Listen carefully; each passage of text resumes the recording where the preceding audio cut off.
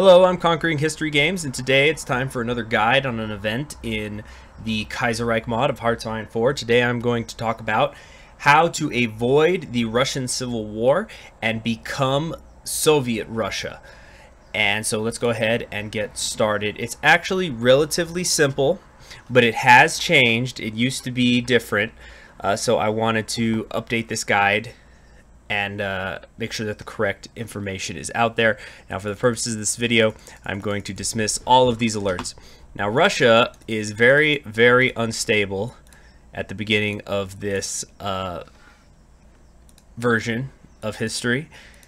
You do have the Russian Constitution there, and you have Alexander Kerensky, who is holding together the Republic, but he gets killed every time. It'll always happen without fail. Once he dies, you are going to get the event regarding the aftermath of his assassination. Now, the Russian focus tree and event tree is very large, it's very complicated, and I'm not going to go into all of it today. What you need to know for avoiding the Civil War and becoming Soviet Russia is you want to make sure that the left SR Mensheviks secure a majority in the Duma. So once that has happened, as you can see, the Senate is now in charge of Russia, without a single leader at its head. Some time is going to go by, and incidentally, you can't pick any national focuses during this time, so don't bother. And you're going to be asked to appoint a prime minister. You're going to want to go with Nikolai Bukharin, who is the head of the Bolsheviks, who are the syndicalists in the Russian Republic. So, as you can see, he doesn't actually get a leader portrait. He's just down here amongst your ministers, and the rest of them are from the coalition of the left that is now running the Senate. And it used to be that at this time you would then begin to deliberately make decisions that would lead to you getting as low negative political power as possible, going to minus 1,000, minus 1,200, just getting as low as you possibly can get to trigger a disaster where the Soviet Union would try to declare a civil war. And don't worry about the options that I'm picking now. I'm just having things go by. But now, if you want to become the Soviet Union peacefully, you have to do it a different way. But I would not worry too much about the political power decisions you make, because you're just going to be waiting around for about a year. So I'm now just going to jump ahead until that year has come and gone. As you can see, I have fast forward to March of 1937. It used to be that you could actually create the Soviet Union, or recreate the Soviet Union, I suppose I should say, in 1936. However, in the latest updates, and right now I'm on patch 0.4.8, you have to wait until this Constitution event fires. So it's been 1 year since the Constitution was reestablished and power was assumed by Bukharin and the Senate. But now you get a choice to go down a particular path politically on the focus tree. So as you see, you cannot, crown Dmitry or anything like that, but you could go with a democratic republic, but you can't go with Savinkov or the military dictatorship, or you could restore the proletarian dictatorship.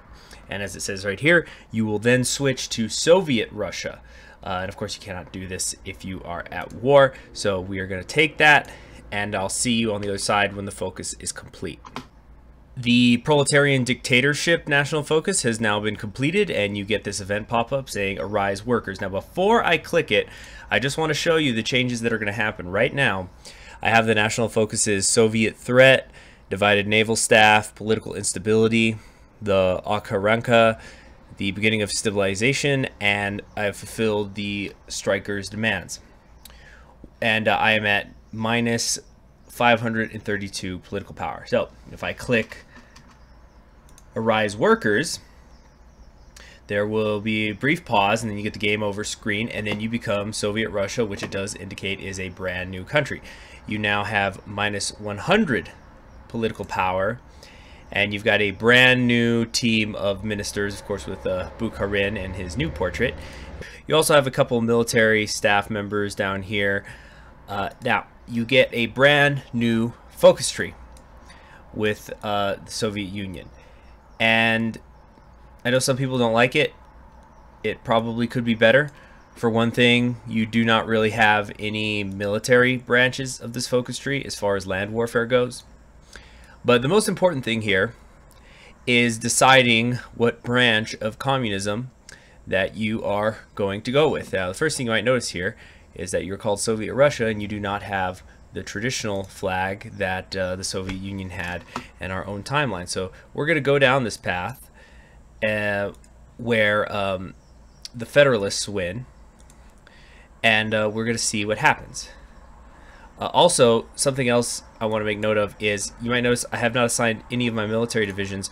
Do not do that before you make the change over into Soviet Russia, or else you're going to have difficulty assigning them. However, you could just move them to a different province and then try assigning them again. That seems to do it. But I would just play it safe and not have any of them assigned before you make the switch over. So now Bukharin and the Federalists have been elected. As you can see, your Soviet Russia, you click this, it's a brief pause, and you become the Soviet Union now, and you get the traditional Soviet Union flag that we all know.